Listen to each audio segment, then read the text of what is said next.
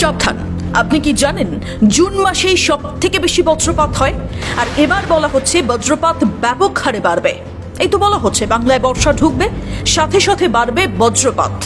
বজ্রপাতে আহত হলে কি করতে হবে? বজ্রপাতে আহত হলে বাঁচা যায়, কিন্তু কিছু বিষয় মানতে হবে। বজ্রপাত হয় কিভাবে? মেঘে মেঘে ঘর্ষণ একমাত্র কারণ নয়। আপনার কি বিষয়গুলো জানা আছে? জুন মাসটা খুব সতর্ক থাকুন, ভিডিওটা দেখে রাখুন যদি উপকারে আসে। আপনার সন্তান বা চেনা কেউ বাইরে থাকলে তাদেরকেও একটু সচেতন করে দিতে পারবেন। সাধারণত জুন মাস মানেই শুরু হয় বজ্রপাতের ঘন ঘটা। এই জুন মাস হচ্ছে সবচেয়ে খতরনাক মাস। এই মাসে যেমন তুমুল বৃষ্টি হবে, সেই সাথে বজ্রপাতের সম্ভাবনাটাও ব্যাপক হারে বাড়বে। প্রতি বছর এটাই হয়ে আসছে, তবে বিশেষজ্ঞরা বলছেন এই বছর ভয়টা আরো অনেক বেশি। তাই শুরুর থেকেই সচেতন থাকতে হবে আমাদের। পশ্চিমবঙ্গ তো বটেই, ইদানিং গোটা দেশেই বেড়েছে বজ্রপাতের পরিমাণ। এছাড়াও সরকারি তথ্য বলছে গত 2019 থেকে 20 সাল অর্থাৎ মাত্র এক বছরে 4 লাখেরও বেশি বজ্রপাতের ঘটনা ঘটে গেছে দেশে। বিশেষ করে উত্তর পূর্ব ভারত, ছোট নাগপুর মালভূমি অঞ্চল এখন বজ্রপাতের প্রাইম হটস্পট। প্রায় একই রকম অবস্থা বাংলাদেশেও। আমাদের পাশের দেশটিতেও একই রকম ভাবে বাড়ছে বজ্রপাতের সংখ্যা।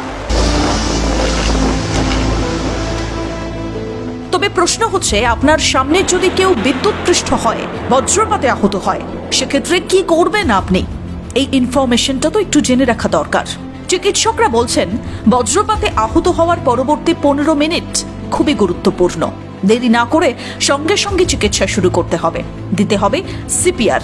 আহতকে চিত হওয়া অবস্থায় দেহ আর ঘাড় সোজা রেখে নিয়ে যেতে হবে হাসপাতালে। ভয় পাবেন না, বজ্রপাতে আক্রান্ত ব্যক্তিকে ছুলেও শক খাওয়ার কোনো সম্ভাবনা নেই। অনেকেই আবার বজ্রপাতে আহত হলে কেউ তাকে ছুঁতে চায় না, ভাবে সেও যদি শক খায়। আপনি নিশ্চিন্তে তাকে নিয়ে যেতে পারেন হাসপাতালে। সময় মতো চিকিৎসা শুরু হলে আক্রান্ত ব্যক্তির বেঁচে যাওয়ার সম্ভাবনা কিন্তু 90%।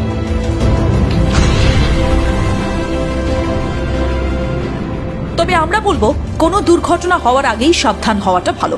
আকাশে যদি ঘন কালো মেঘ দেখেন, সেক্ষেত্রে বুঝে নেবেন এই মেঘে বজ্রপাত হবে। তখনই সচেতন হতে হবে আপনাকে। সাধারণত বজ্রপাতের স্থায়িত্ব হয় 30 থেকে 45 মিনিট। তাই একবার বজ্রপাত শুরু হলে এই সময়টুকু অবশ্যই ঘরে থাকুন। একান্তই বাইরে যেতে হলে পায়ে রবারের জুতো পরে বের হবেন। চেষ্টা করবেন খোলা বা উঁচু স্থানে না থাকতে। খোলা মাঠে থাকলে পায়ের আঙুলের ওপর ভর দিয়ে কানে আঙুল দিয়ে উবু হয়ে বসে থাকুন। টিনের চালা এড়িয়ে চলুন। চেষ্টা করুন কোনো দালানের নিচে আশ্রয় নিতে।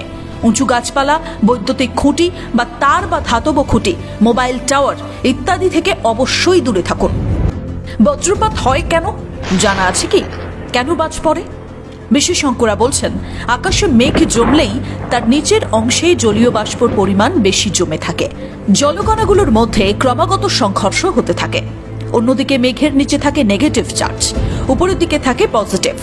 নেগেটিভ পজিটিভ চার্জের ক্রিয়া প্রতিক্রিয়ায় তৈরি হয় বিদ্যুৎ ক্ষেত্র। তবে ঋণাত্মক চার্জের পরিমাণ প্রচুর বেড়ে গেলেই হয় সমস্যা। সেক্ষেত্রে মাটির ধনাত্মক চার্জ ঋণাত্মক চার্জের সঙ্গে বিক্রিয়া করে একটি লাইন তৈরি করে, যাকে বলা হয় স্টেপ লিডার। জেনে অবাক হবেন যে এই বিদ্যুৎ ক্ষেত্রের প্রতি ইঞ্চিতে 10,000 ভোল্ট বিদ্যুৎ শক্তি থাকে। এটি যখন মাটিতে নেমে আসে তখন তাকে আমরা বলি বজ্রপাত। সচেতন থাকুন এবং ভিডিওটা যদি এতটুকু উপকারে আসে তাহলে আমাদের ভালো লাগবে। ধন্যবাদ।